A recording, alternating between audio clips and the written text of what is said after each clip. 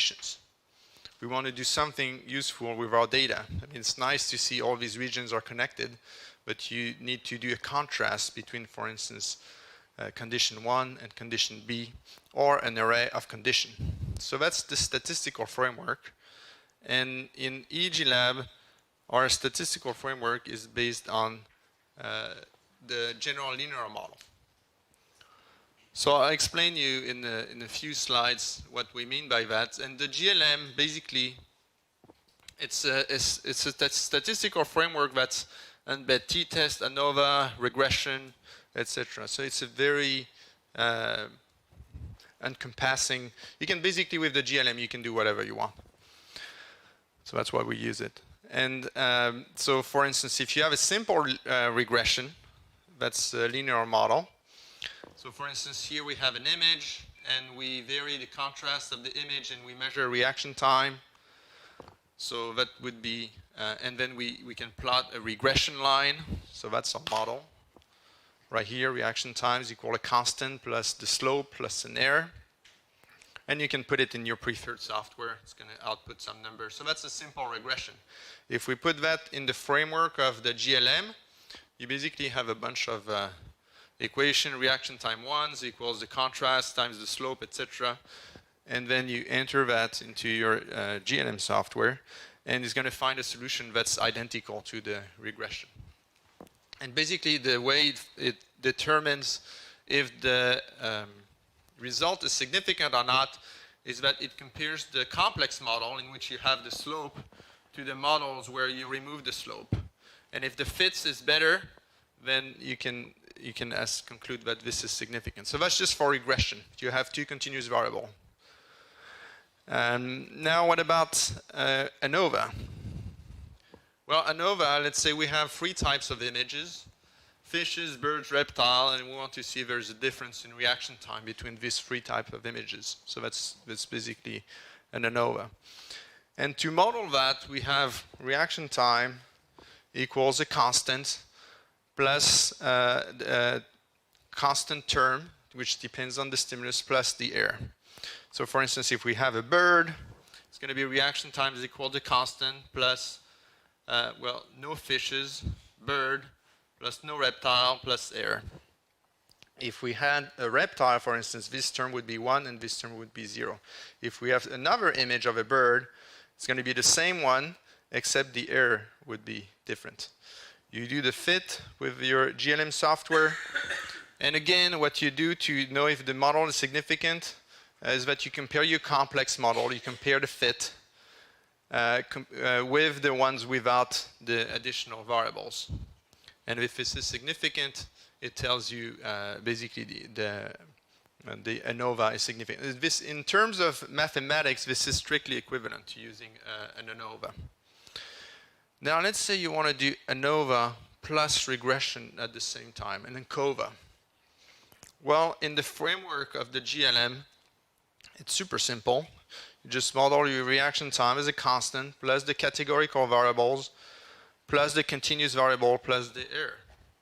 And that's it, and you just fit your model. And so you see that in the GLM framework, you can have as many categorical variables and as many continuous variables as you want. So what we use in the jargon is called a design matrix. So for instance, if you have trial 1 to 3 is equal to the first, let's say the birds, plus the constant plus the error. Trial 4 to 6 equals the reptiles, etc. So you have 4 categories of image. Here we don't have any continuous variables. You can see that you can model this actually using this kind of representation. This is trial 1 to 3, and we have a 1 here for beta 1. So you can use the matrix representation of these equations. And this is called the design matrix. So once you have your design matrix, you're basically done with designing your model. And in a lot of paper, you will see actually something looking more like this. This is the same representation here, except the ones are in white here and the black represent 0. So we take our EEG here, epoch data across all channels, and here every row represents one trial. So you stack up your trials. You have stimulus 1 here, stimulus 2 here. So that's your part. That's like your condition comparison. And then here you have a continuous variables. Here you have your constant. And what you do is that you're going to move your time window to obtain what we call beta parameters, which is the factor. So that's the one we just saw. And results for continuous variables as well. So this is how it looks. Here you're going to fit a GLM at time 0, time 1, time 0, time 1, etc. through time. So you fit a GLM at every single latency. And then you plot the parameter fit as you would plot ERPs. So you plot them for categorical variables. So for stimulus 1, stimulus 2, stimulus, and then the constant. And then you can also plot them for the continuous variable. And that's what we call level 1. So we do that for every single subject. And we also have some tricks when we do GLM to reject artifactual trials, which is very useful for mobile brain imaging. It's actually working much better in that case. This is called weighted least square, so it weights trials to just automatically remove them. And we can also do bootstrap significance for each of the beta parameter. We can bootstrap trials and get estimates, confidence interval estimates for beta parameters. So what kind of questions can we ask there? Well, we can ask for the effect of stimulus 1. Like when I present stimulus 1, do you have a deviation from baseline?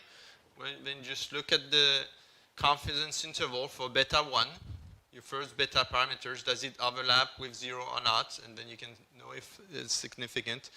And then you can also look at difference between stimulus 1 and stimulus 2. In that case, you subtract beta 1 from beta 2, and you get the confidence interval of that. So you can ask all kinds of questions once you have your design model, your GLM. You can also look across channels, as you would do for standard ERP. And here, for instance, you can plot beta parameters and the significant beta and correct for multiple comparison. You can also plot, and we often do that, we can just plot the raw ERP and just mask for significance using the beta parameter confidence interval. So in this, if you do that, it would be just it would be the same as if you just had two conditions, for instance, doing a t-test on the two conditions on the potential. So you can do the same representation as you used to. You just use a different method to calculate significance.